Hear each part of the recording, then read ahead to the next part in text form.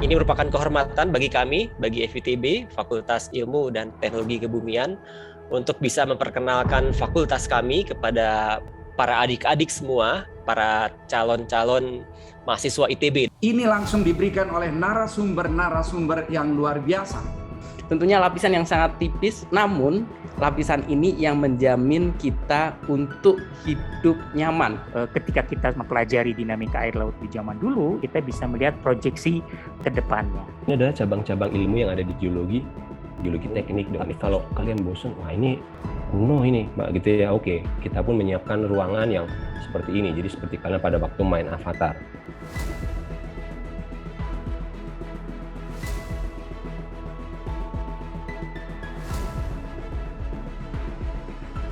Tampilan 3 dimensi di daerah Pangandaran ya. Pada peta ini ditampilan ketinggian bukan hanya ditampilkan dalam warna, tapi dalam bentuk dari bangunan serta objek-objek atau unsur-unsur yang ada di permukaan bumi pun ditampilkan dengan jelas sampai detail tertentu sesuai kebutuhan. Dan BTW saya juga alumni Geo dulu waktu kelas 3 SMA sampai PTN ya. Dan berkat Pak Foster juga dulu yang pernah ngajar saya, alhamdulillah saya bisa masuk ITB juga. Saya juga dulu pernah terdaftar sebagai siswanya GO juga. Kalian itu pasti belajar tentang bagaimana cara menjawab cepat, tepat. Saya pun dulu pernah belajar di GO, waktu itu alamatnya saya, kalau tidak salah Jalan Purnawarman, kalau tidak salah. Itu lama sekali, tapi saya mendapatkan pengalaman yang banyak pada saat belajar di GO. Terima kasih Ganesha Operation.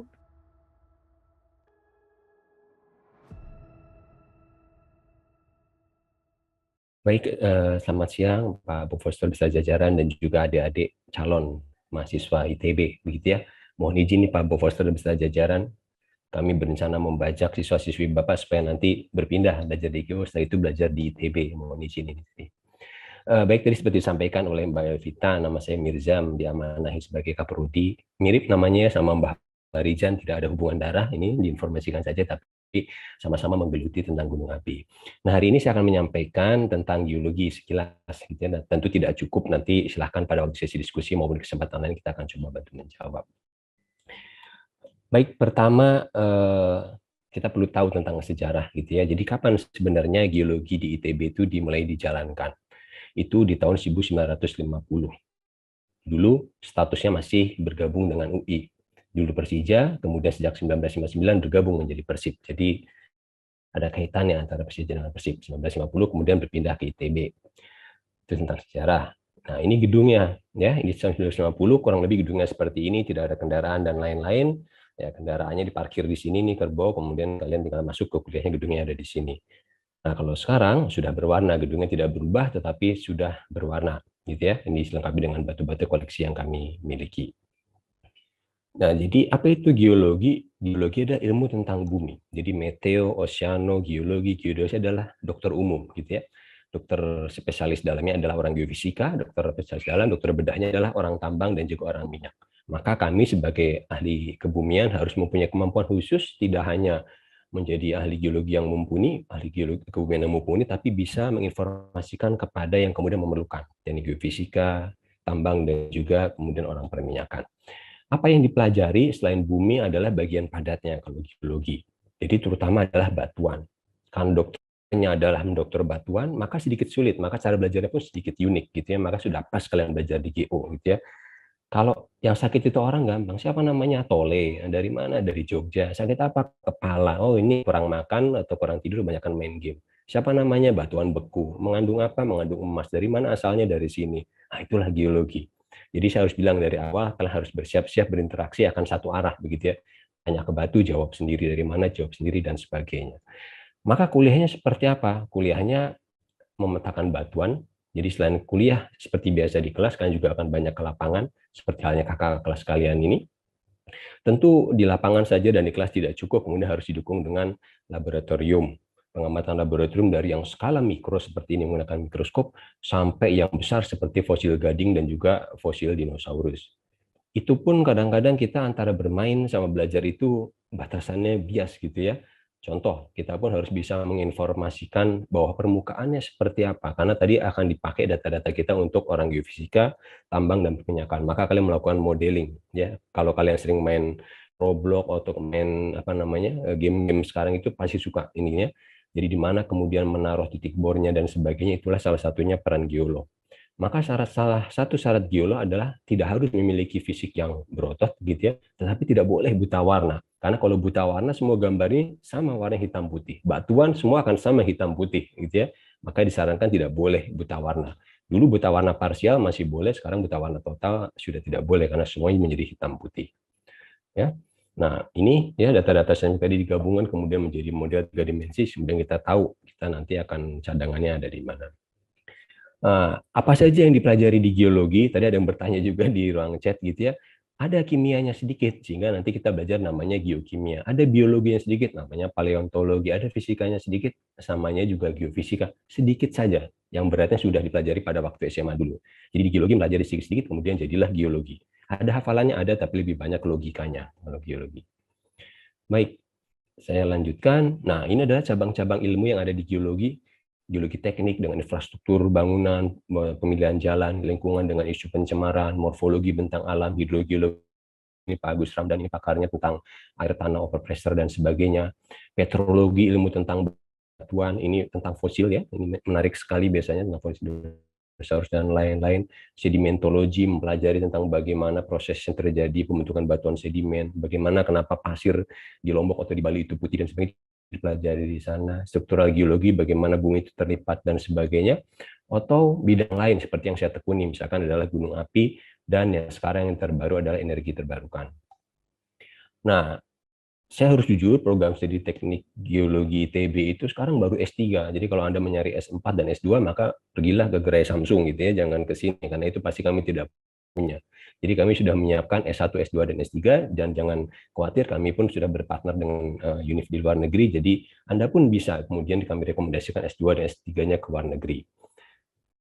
Nah, tentang daya tampung, nah ini mungkin jadi bertanya. Yang diberi di tanda kurung ini adalah daya tampung tahun lalu. Jadi S1 itu 80, tahun ini 95, ini berita baik. Kenapa harus ditambah? Nah, karena kita punya program yang baru. S2 pun demikian, tahun lalu 30-40, tahun ini sampai mencapai 70. S3 juga demikian, tahun lalu 10, sekarang meningkat sampai 15. Nanti tentang persaingan dan lain-lain kalian bisa lihat di webnya, gitu ya. Tapi kapasitasnya semakin meningkat dari tahun ke tahun. Nah, berapa lama kuliah di geologi? Sudah tidak boleh lagi. Saya cita-cita, bisa nggak Pak kuliah kayak jadi mahasiswa abadi? Wah, nggak boleh. Zaman dulu masih boleh. Sekarang 4 tahun saja. Kalau lebih dari itu nanti ada beberapa hal gitu yang harus kalian perbaiki, misalnya harus menjadi bayar lebih mahal dan sebagainya. Rata-rata 4 sampai 4,5 tahun itu sudah lulus, maksimum 6 tahun. Kalian sudah harus beres. Saya pikir sama di prodi-prodi yang lain juga demikian. Nah, ini kurikulum secara umum. Jadi tahun pertama itu adalah tahapan persiapan bersama. Ini adalah bridging sebenarnya. Transisi dari SMA menjadi mahasiswa. Mahasiswa jadi harus mengatur sendiri, dikasih kesempatan 1-2 tahun untuk menyamakan kurikulum, untuk menyamakan frekuensi, dan teman-teman itu dikasih kesempatan, namanya TPB. Nah, TPB ini yang kemudian akan menentukan nanti kalian masuk kemana.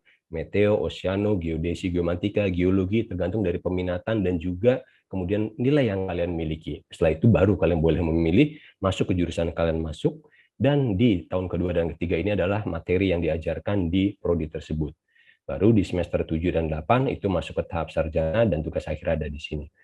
Di sini ada kuliah lapangan, kalian akan kita pindahkan selama 1 bulan atau 15 hari ke suatu tempat gitu ya untuk melakukan kuliah lapangan, belajar langsung di alam.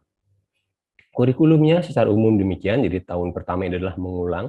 Jadi kalau kalian sudah belajar di SMA dan sekarang mengikuti GO itu udah lebih dari cukup gitu ya.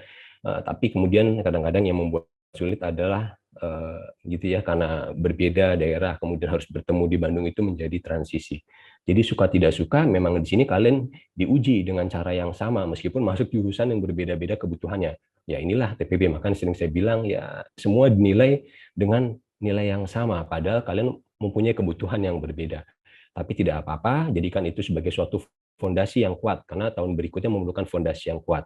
Maka saya sampaikan, jadi kalau fondasinya tidak kuat, early success itu adalah sesuatu yang mengerikan. Tapi sesuatu yang besar itu memerlukan waktu, maka manfaatkan tingkat 1 dan tingkat 2 selama belajar nanti masuk ke ITB.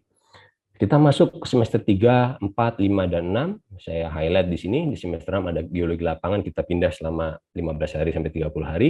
Kemudian di semester 7 dan 8 sudah mulai masuk. Kalian akan mengambil geologi kekhususannya apa? Ada jalur migas, ada jalur geologi ekonomi yang berkaitan dengan tambang, ada jalur geotermal, geologi teknik, infrastruktur, jalur air tanah, dan geosains yang umum. Mana yang dipilih? Pesan saya adalah ini. Pilih yang kalian mau, gitu ya. Jangan pilih kebanyakan orang mau, gitu ya. Makanya kalau kalian sudah milih yang kalian mau, maka akan lebih mudah jalannya. Nanti akan saya berikan informasinya bagaimana cara masuk FITB, gitu ya. Selain pasti saya sudah yakin juga diajarkan oleh para pengajar di GO. Nah, bagaimana suasana perkuliahannya? Di tengah pandemi pun kita bisa melaksanakan dengan protokol yang sangat ketat, kuliah lapangan pun bisa dilakukan, tetapi sifatnya yang kemudian tidak perlu kita bisa lakukan secara daring gitu ya, tidak perlu tatap muka. Kadang-kadang pun hibrid sudah dilakukan. Jadi sepertinya pendidikan di geologi dan FITB, maka ITB pada umumnya pun akan demikian, akan hibrid gitu ya, mengkombinasikan kedua tadi, luring dan daring. Untuk mendukung itu gitu, maka ruang kuliah sudah kami siapkan yang konvensional di prodi maupun di kuliah umum. Tapi kalau kalian bosan, wah ini kuno ini, Mbak, gitu ya. Oke, kita pun menyiapkan ruangan yang seperti ini. Jadi seperti kalian pada waktu main Avatar. Saya izin putar, gitu ya.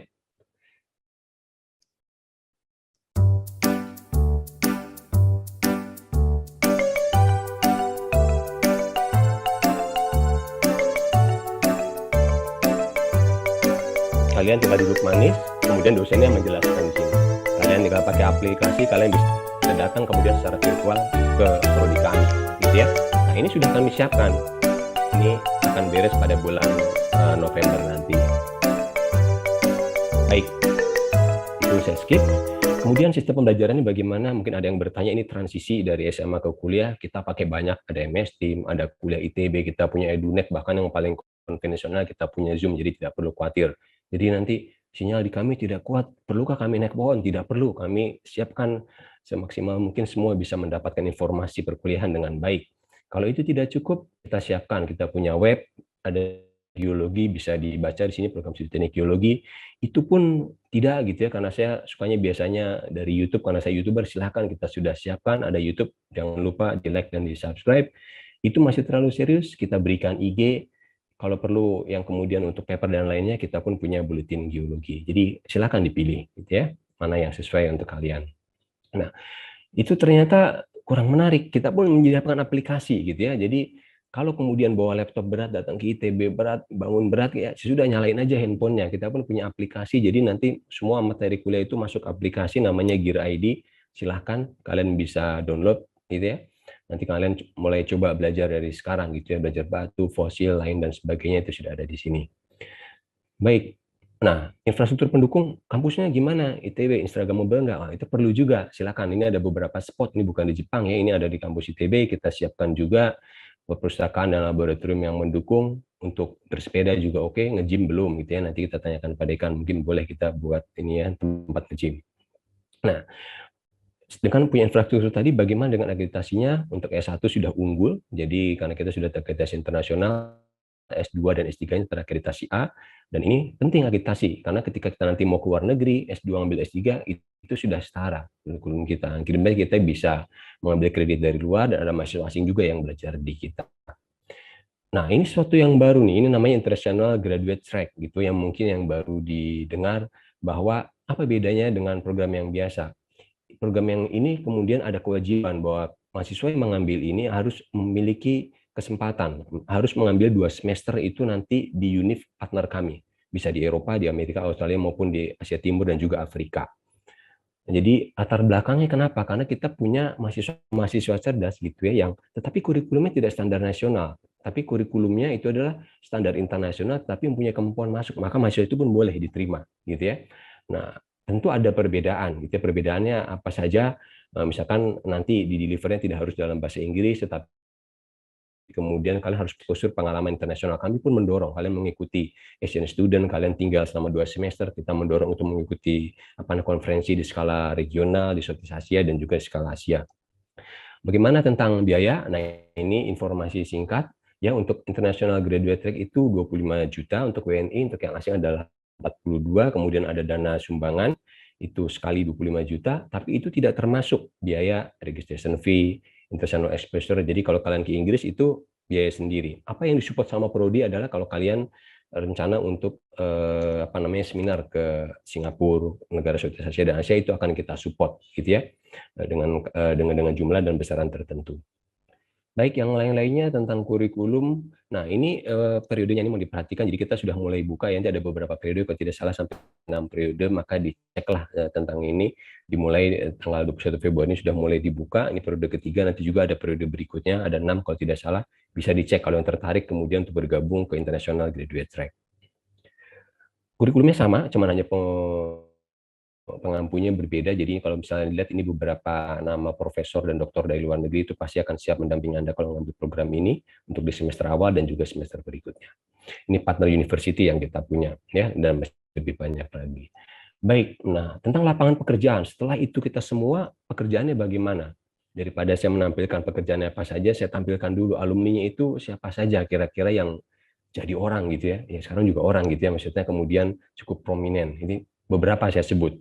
Ada dirjen, ada pendiri geoservice, ini ada direktur utama Medco, ini yang ibu-ibu pun jadi kepala divisi eksplorasi di SKK Migas, ada yang bekerja di luar negeri seperti Pak Andang ini, ada yang bekerja di Tesla, ini drummer kemudian menjadi ini, ya, kemudian jadi pemilik Space, salah satu maestro di Indonesia, dan masih banyak lagi. Kalau misalkan ingin menjadi rektor bisa nggak? Kita punya.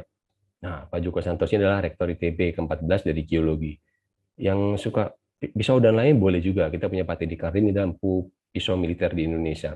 Mau jadi menteri juga boleh. Berikutnya siapa kira-kira yang jadi alumni yang prominent? Ini adalah Anda, gitu ya. Dan Indonesian Geologist harapannya nanti diisi dengan nama Anda, kemudian profesinya adalah sebagai apa.